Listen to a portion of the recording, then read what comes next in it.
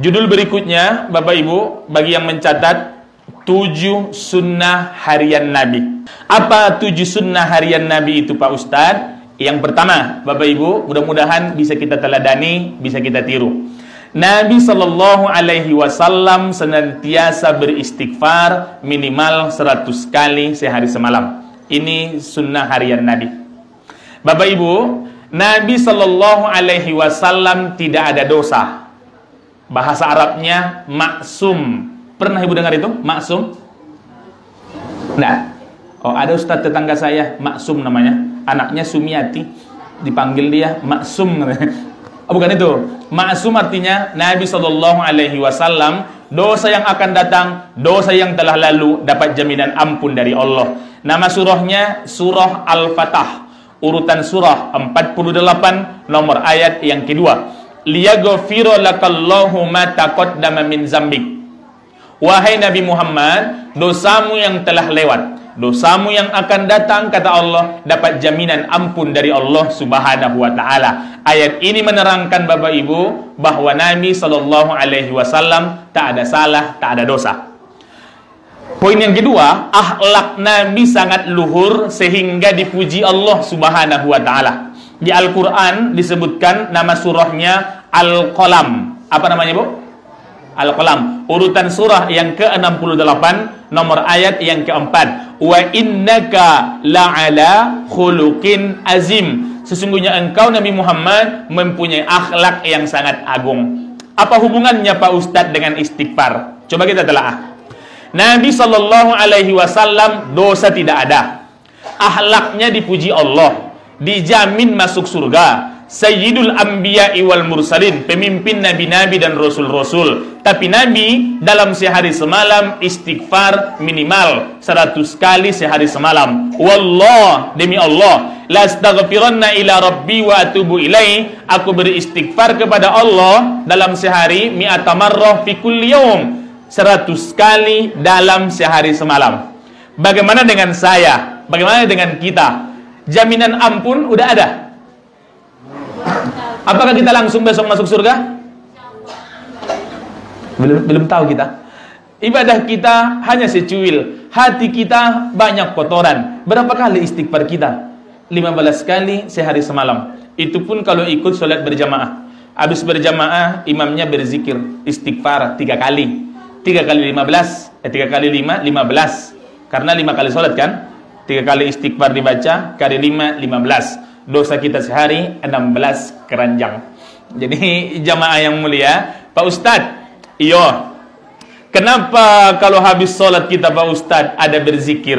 Kan habis sholat, Assalamualaikum warahmatullah, Assalamualaikum warahmatullah. Kenapa harus berzikir? Di Al-Quran nama surahnya An-Nisa, urutan surah yang keempat, nomor ayat 103. Fa'idha qadaitumus shalah, ketika engkau selesai sholat, fazkurullah, ingatlah, sebut nama Allah, qiyama, dalam keadaan berdiri, wa qu'uda, dalam keadaan duduk, wa ala junubikum, dan dalam keadaan berbaring. Berarti dalam keadaan berdiri. Ibu pernah berzikir berdiri? Pernah lah, walaupun tidak habis sholat kan. Jadi berdiri, daripada ngomong tak tentu arah, akhirnya berzikirlah ibu itu. Dibacanya lah tasbih. Subhanallah, subhanallah, subhanallah, subhanallah. Dipanggil sama suaminya, Dek, subhanallah, subhanallah, subhanallah, subhanallah, subhanallah. Enggak, tapi jangan buat begitu, nanti marah bapak. Jadi jamaah yang mulia, ada juga orang berzikir sambil duduk. Kita tadi habis sholat berzikir sambil duduk. Ada nggak orang berzikir sambil berbaring? Ada juga orang yang sakit kan? Ibu membaca Bismikallahumma ahya wa amut. Itu sambil berdiri, duduk atau berbaring? Sambil berbaring kan? Itu kalau ingat. Kalau tak ingat langsung. Jadi jamaah yang mulia, pertanyaannya, kenapa kita harus berzikir Pak Ustadz? Karena tadi istighfar itu bagian daripada zikir. Ada ayatnya. Nama surahnya Ar-Ra'du, urutan surah yang ke-13, nomor ayat 28. Kenapa kita harus berzikir? Quran menyebut alladzina amanu, orang-orang beriman, wa tatma'innu qulubuhum bizikrillah, hati mereka akan tenang kalau dia sebut nama Allah. Ala bizikrillah tatma'innul qulub, ketahuilah dengan menyebut mengingat nama Allah hati akan tenang. Hari ini Bapak Ibu banyak orang krisis ketenangan. Ketenangan susah untuk didapatkan. Maka berbagai macam cara orang menenangkan hati, menenangkan diri. Ada seseorang, ayolah menenangkan pikiran. Kemana? Kita ke karaoke dulu, menyanyi supaya hati tenang, pikiran pun tenang. Berarti dengan menyanyilah menyenangkan pikiran dia. Tapi yakinlah, ketenangan di karaoke itu hanya ketenangan sementara. Dipasangnya lagu dangdut, agak tenang sedikit. Habis itu dipasangnya lagu rock, agak risau sedikit. Habis itu dipasangnya lagu India, baru agak tenang. Dipasangnya kuci-kuci hotahe, kabigusi kabigam, tujede katoi jana sanam, koi mile gaya, kahona piarehe, taja-taja keli-kelihe. Itu semua judulnya doang, Bapak Ibu. Jadi maksudnya ketika di dalam tenang dia. Ketika sampai ke rumah berantakan dibuat anak, pusing lagi kepala ibu itu. Datang suami marah lagi suami, pusing lagi kepala dia. Dek, kenapa berantakan semua ini? Jangan macam-macam, Dek. Kenapa begitu, Bang? Kau kerjaanmu karaoke terus, rumah berantakan, tak pernah kau bersihkan. Datang langsung dibacanya pantun. Dek, kalau kau membeli madu, jangan cari madu yang masam. Kalau kau tak mau madu, jangan macam-macam. Keren kan? Tidak ada Pak Ustaz katanya. Saya berani ngomong itu di sini. Kalau di rumah, enggak. Ustaz takut sama istri? Bukan. Cuma istri saya lebih berani. Jadi, Bapak Ibu yang mulia, intinya itu ketenangan sementara. Kalau hanya menyanyi, tapi yakinlah, ketenangan sejati itu dapat ketika kita mengingat, menyebut nama Allah. Bapak Ibu, ini sedikit ya. Orang berzikir, kualitasnya ada 3. Kita letaknya yang mana? Tak usah dijawab, nanti ketahuan sama orang. Kualitas pertama, mulut menyebut, hati tidak mengingat. Ngerti kan? Jadi hanya sekedar ngomong Subhanallah, Subhanallah, Subhanallah, Subhanallah, sambil nonton bola Thailand Indonesia 4-0. Subhanallah, Subhanallah, Subhanallah, gol lagi. Subhanallah, Subhanallah, Subhanallah. Itu mulutnya doang menyebut, tapi di tangan kiri ada remote. Subhanallah. Jadi ini kualitas pertama. Kualitas yang kedua, hatinya menyebut, mengingat, mulutnya diam. Ada orang berzikir model begini. Habis sholat subuh, Bapak itu diam. Kepalanya menunduk, matanya tertutup, tapi tasbihnya jalan. Jadi kalau ada yang menunduk-menunduk, itu bukan tidur. Itu sedang berzikir begitu. Zikir yang kedua. Enggak, tapi ini masih tetap jalan. Tapi yang paling mantap nomor 3. Mulutnya menyebut, hati mengingat. Ketika mulut ngomong la haula wala quwata illa billah, hati meresapi dan hati juga mengingat Allah Subhanahu wa taala. Ini zikir yang paling rancak, yang paling mantap, yang paling the best. Jadi kata kuncinya, sunnah harian Nabi yang pertama, Nabi SAW beristighfar minimal 100 kali sehari semalam. Ustadz, di tempat kami ada kadang-kadang zikir itu habis sholat tak kuat dibuat imam. Ada dalilnya. Nama surahnya Ar-Ra'du. Bukan Ar-Ra'du, nama surahnya Al-A'raf. Urutan surah yang ke-7, nomor ayat 205.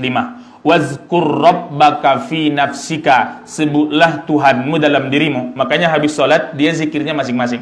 Ada sebagian tempat kan kuat. Assalamualaikum warahmatullahi, Assalamualaikum warahmatullahi, Astaghfirullahalazim, alladzi la ilaha illa huwal hayyul qayyum wa atubu ilaih. Ada sebagian tempat tidak. Assalamualaikum warahmatullahi, Assalamualaikum warahmatullahi. Di musola kita yang mana? Ada yang, kalau yang kuat namanya jahar. Itu kuat berarti, kedengaran. Kalau yang tak kedengaran itu bahasa Arabnya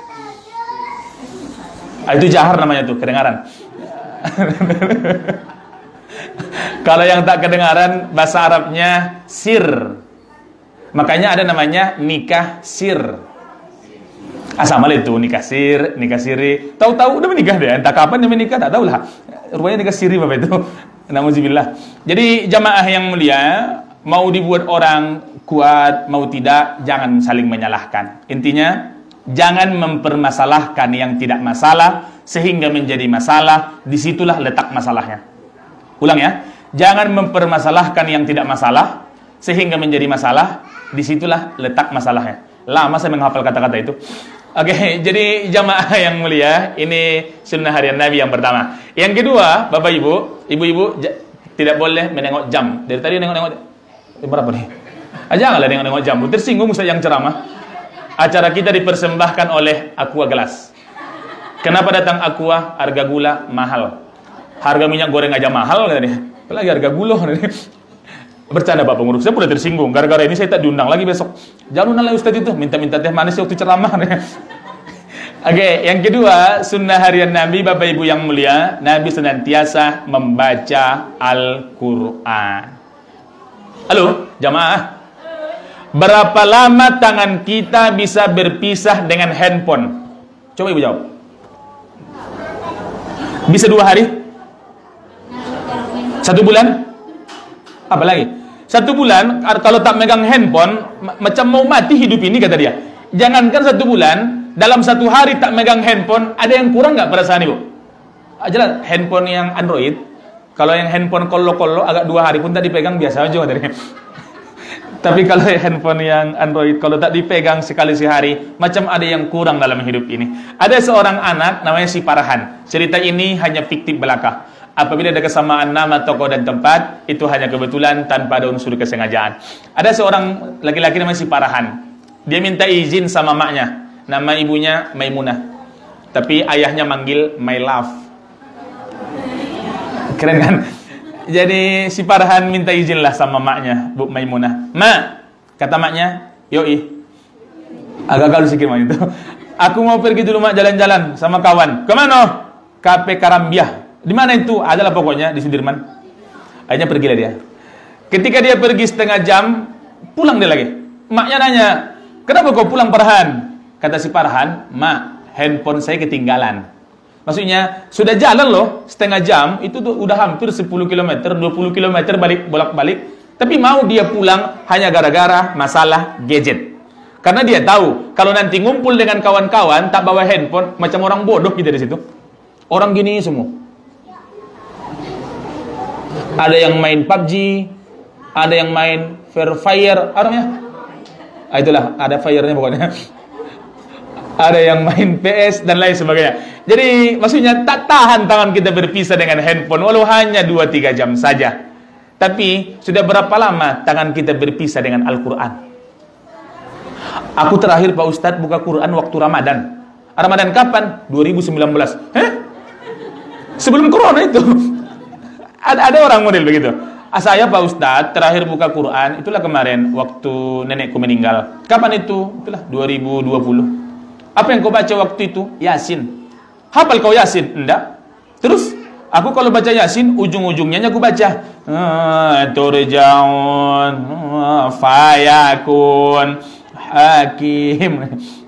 Maksudnya di terakhir membaca itu 2021. Tapi intinya Bapak Ibu yang ingin saya tekankan pada kita bahwa besok Samsung tak bisa memberikan syafaat. Apalagi somai. Apa saja namanya? Itulah pokoknya siomay. Somi itulah. Atau salah lah mau somai ke mau apa. Itu tak bisa memberikan syafaat. Salah satu yang memberikan syafaat itu adalah bacaan Al-Quran. Setidaknya Bapak Ibu nanti kalau tidak bisa dipahami, bisa Ibu tonton di rekaman. Ibu jangan nonton aja, like lagi nih jarinya. Ini. Like dan share. Setidaknya ada 8 keistimewaan membaca Al-Quran. Apa itu Pak Ustadz? 1. Hadis riwayat Tirmizi. Man qara'a harfan min kitabillah. Orang yang membaca 1 huruf dari Al-Quran. 1 huruf tuh. Falahul hasanah, dia mendapatkan 1 kebaikan. Wal hasanatu asyru amsalihah, 1 kebaikan mendapatkan 10 pahala. La aqulu alif lam mim harfun, kata Nabi, aku tak mengatakan alif lam mim 1 huruf, tapi alif harfun, alif 1 huruf, lam harfun, lam 1 huruf, wa mimun harfun, mim 1 huruf. Berarti alif lam mim berapa huruf? 3. Yasin berapa? Tak ada suara dah. 2. Hamim. Bismillahirrahmanirrahim. Sonyap.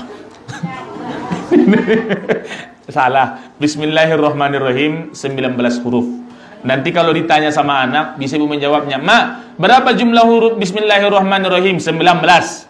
Kenapa Mak tahu? Ustadz itu yang cerita. Ustadz mana? Ustadz yang ganteng itu yang cerita kemarin.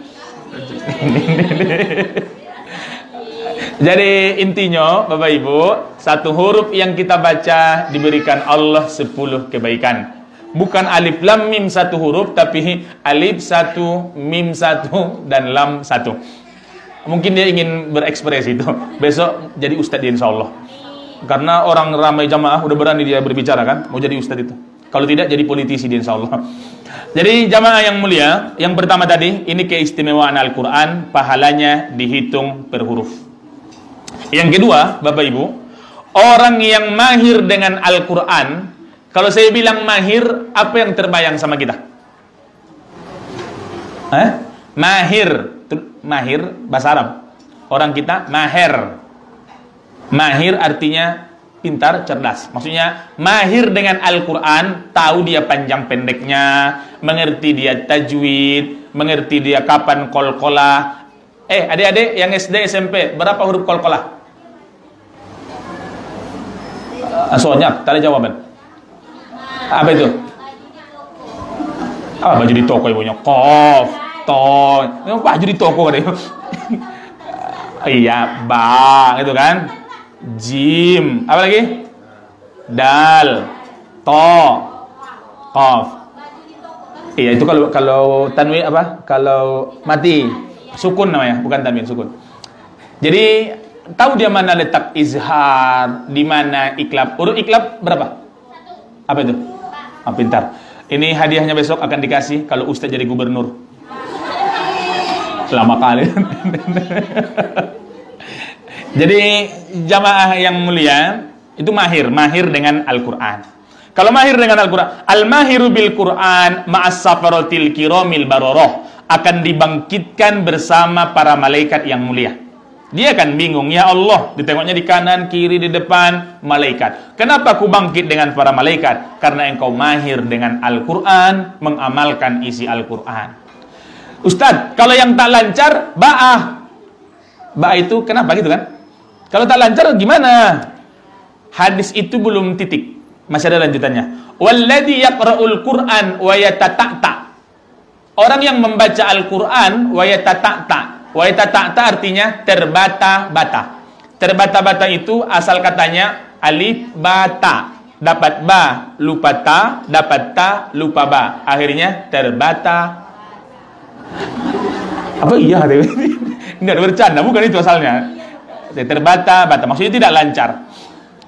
Kalau tidak lancar bagaimana Pak Ustadz? Di ujung hadis, ini riwayat Muslim, hadis riwayat Muslim, walahu ajroni, dia dapat 2 pahala. Kenapa kalau sudah terbata-bata masih dapat 2? Pertama, dapat pahala membaca 1 huruf tadi 10 pahala tuh.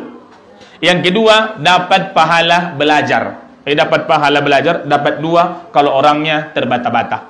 Dan memang Bapak Ibu, kalau bacaan kita lancar, itu sekali lewat kan? Alam nashrah laka sadrak, langsung selesai. Coba terbata-bata. Alam nasr alam nas alam nas setiap huruf yang keluar itu dicatat malaikat sebagai per huruf. Jadi wattini wazzaitun, lancar kan? Kalau tidak lancar makin banyak enggak hurufnya? Makin banyak. Watti. Ini yang baca ini bapak. Rupanya nama istrinya si Tina. Watti. Contoh nih, mohon maaf nih kalau ada nama yang sama. Watti, Tini bukan Tina, Tina namanya. Jadi jamaah yang mulia, makin terbata-bata, makin banyak huruf yang keluar. Tapi yakinlah Bapak Ibu. Halo? Oh jamaah. Ketika kita lancar, walaupun kita terbata-bata, jangan saling meremehkan. Itu intinya.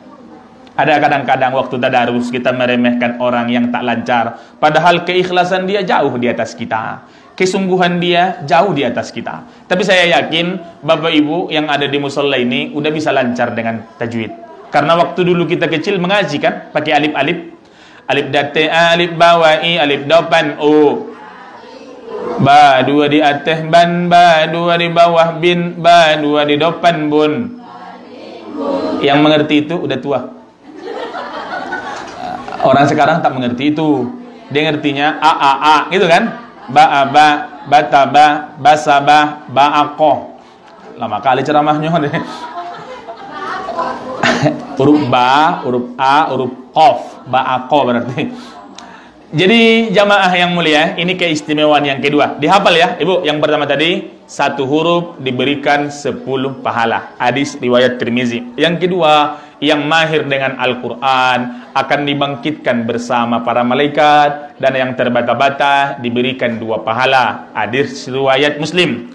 Yang ketiga, tanpa kita sadari Bapak Ibu, telinga kita, ini keistimewaan Al-Quran, telinga kita tak pernah bosan mendengarkan Al-Quran. Masa iya Pak Ustadz? Kita hitung. Dalam sehari semalam kita sholat berapa kali? 5. Yang 5 kali ini berapa rakaat? 17. Hadis Nabi, la sholata liman lam yaqra bi fatihatil kitab. Tak sah sholat orang kalau dia tak membaca surat Al-Fatihah. Berarti Al-Fatihah harus kita baca. Kalau dalam satu rakaat Al-Fatihah sekali kita baca, dalam sehari udah berapa kali? Salat wajib nih, tak dihitung salat sunnah. Ba'diyah, qobliyah, tak dihitung. Salat wajib saja Al-Fatihah dalam sehari udah kita baca berapa? 17 kali. Itu sehari. Kalau sebulan 30 kali 17, 510 kali kita baca Al-Fatihah dalam sebulan. Setahun berapa hari? 365 kali 17 sama dengan 6.205 kali. Ustadz kok pintar kali menghitungnya? Bukan pintar, ini rumah saya hitung dulu. Ya, 365 kali 17 sama dengan 6.000. Heran nih, bukan? Kok lancar kali ya? Dihitung dulu di rumah. Karena ini direkam kan, nanti kalau kita tak tahu sini tambah-tambah, dikomentari orang pula tak pandai, tak lulus matematika Ustadz itu. Jadi 6.205 kali dalam setahun Al-Fatihah kita baca dalam sholat wajib saja. Kalau sekarang usia ibu dari wajahnya, usia ibu 50 tahun, tapi wajah ibu awet muda macam 49. Awet muda lah.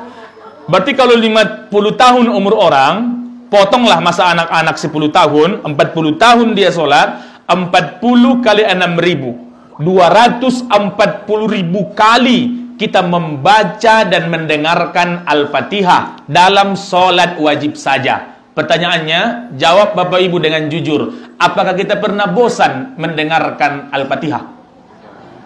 Ketika sholat kan, Allahu Akbar, Al-Fatihah lagi, Al-Fatihah lagi. Pernah? Pernah gitu. Jadi Al-Fatihah itu bagian dari Al-Quran, karena itu surat yang pertama. Tak pernah telinga kita bosan dengan Al-Fatihah tanpa kita sadari Bapak Ibu. Kalau lagu-lagu yang terkenal tahun 80-an itu tak enak lagi didengar sekarang. 2 tahun terkenal lagu itu, bosan kita. Habis itu datang lagi yang baru, bosan lagi, datang lagi yang baru. Tapi Al-Quran dari dulu sampai sekarang kita sholat, Al-Fatihah terus yang kita baca. Dari kita mengerti sholat, Al-Fatihah terus yang kita baca. Tapi sampai saat ini telinga kita tak pernah bosan dengan Al-Fatihah. Ini yang ketiga. Yang keempat, tadi janjinya 8 kan? Yang keempat Bapak Ibu, keistimewaan Al-Quran, Al-Quran menjadi obat. Apa dia? Ada nggak ayatnya Pak Ustadz? Ada. Nama surahnya Al-Isra. Urutan surah yang ke-17, nomor ayat yang ke-82. Apa kata Al-Quran? Wa nunazzilu minal Qur'an. Kami turunkan Al-Quran. Ma huwa syifa. Dia itu sebagai obat. Maksudnya Al-Quran sebagai obat. Wa rahmatul lil mu'minin. Penenang jiwa pada orang-orang yang beriman. Al-Quran penenang jiwa, obat kepada orang-orang yang beriman. Ini yang ke-4. Yang kelima, apa keistimewaan baca Al-Quran Pak Ustadz? Ternyata Al-Quran memberikan syafaat bagi orang-orang yang membacanya. Ada hadisnya Pak Ustadz? Ada. Nah di hadis itu dijelaskan, Iqra'ul Quran, bacalah Al-Quran, fa innahu ya'ti yaumal qiyamah syafi'al li ashabi. Di hari kiamat kelak Al-Quran akan memberikan syafaat bagi orang yang membacanya. Orang bertanya, apa syafaat itu Pak Ustadz? Bantuan. Bahasa kitanya, syafaat itu ketika kita butuh datang bantuan, tentu kita senang. Di hari kiamat kelak amal kita butuhkan, tahu-tahu datang syafaat dari Al-Quran. Siapa yang disyafaatkan Al-Quran? Yang mau membacanya. Ibu mengantuk kan? Saya tahu itu dari kedipan mata ibu. Ibu masuk pintu tadi, ibu baca Bismikallahumma ahya wa bismika amut. Tapi yang kita ini beda-beda pahalanya. Yang duduk di dalam dengan di luar beda pahalanya itu. Yang dihitung iktikaf, yang dalam pintu doang, luar pintu nehi. Oke. Yang keenam Bapak Ibu, keistimewaan dari Al-Quran. Bukan hanya yang membaca, tapi yang mendengar juga dapat rahmat. Ada ayatnya Pak Ustadz? Ada. Nama surahnya di Al-A'raf. Urutan surah yang ke-7, nomor ayat 204. Ini Pak Ketua, mohon maaf, ini usulan saja. Untuk mulai pekan depan, sebelum ceramah Ustadz, ganti-gantian anak kita mengaji. Hari ini yang baju kuning mengaji. Kan tak apa kan? Besok yang baju, apa warna bajumu itu? Yang baju, apalah, yang baju belang-belang. Giliran dia. Untuk Selasa depannya lagi, yang baju hitam.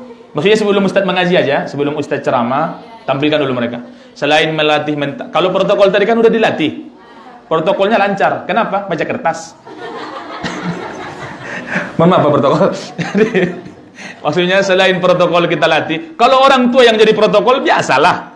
Kenapa? Umur Bapak itu yang protokol berapa? 58? Biasa. Tapi berapa umur protokol kita? Baru 12 tahun. 12 tahun tambah 7. Habis besok baru anak-anak kita yang kita latih. Dia yang membaca, kita juga mendapatkan rahmat. Apa ayatnya? Wa idza quri'al Qur'an, kalau ada orang yang baca Al-Qur'an, fastami'u lahu, syaratnya 2, dengarkan, wa ansitu, diam. Kalau sudah diam dan dengar ketika orang baca Quran, la'allakum turhamun, mudah-mudahan Allah memberikan rahmat. Rahmat Allah akan turun kepada orang yang membaca, kepada orang yang mendengarkan. Ini keistimewaan yang ke-6. Yang ke-7, Bapak Ibu, sadar atau tidak, ternyata bacaan Al-Quran, keikhlasan kita mudah terjaga. Karena kita jarang menceritakan bacaan yang udah kita baca kepada orang lain. Tapi kalau pahala infak, itu rawan bisa hilang. Apa yang menghilangkan pahala infak? Kita kaji lebih dalam. Al-Baqarah, surah kedua, ayat 264. Ya ayyuhallad... Oh, waktu habis. Ya ayyuhalladzina amanu, wahai orang beriman, la tubtilu shadaqatikum bil manni wal aza. Jangan hilangkan pahala sedekahmu bil manni, menyebut-nyebut, wal aza, dan menyakiti si penerima. Berarti yang menghilangkan pahala itu menyebut-nyebut. Kalau pahala infak udah lama kita berikan, hanya dengan sebutan pahala itu bisa hilang. Contoh, tahun 1997, berarti 24 tahun yang lalu, datanglah keponakan ibu dari kampung merantau ke Pekanbaru. Pas dia datang, ibu kasih dia modal saat itu 900.000. Nih modal. Nanti kalau udah untung kembalikan ya. Akhirnya hari berganti, musim berputar, akhirnya keponakan ini pun jayalah. Tahun 2022, ibu nelpon dia. Assalamualaikum. Waalaikumsalam. Maksudnya dipanggilnya lah nama, kalau kampung saya namanya nan tulang namanya itu. Kalau lagi-lagi namanya tulang.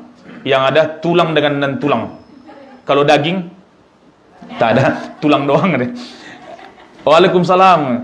Nanti jangan lupa ya, datang ke rumah malam Ahad. Ada acara apa, Bibi? Kata dia, karena orang Jawa.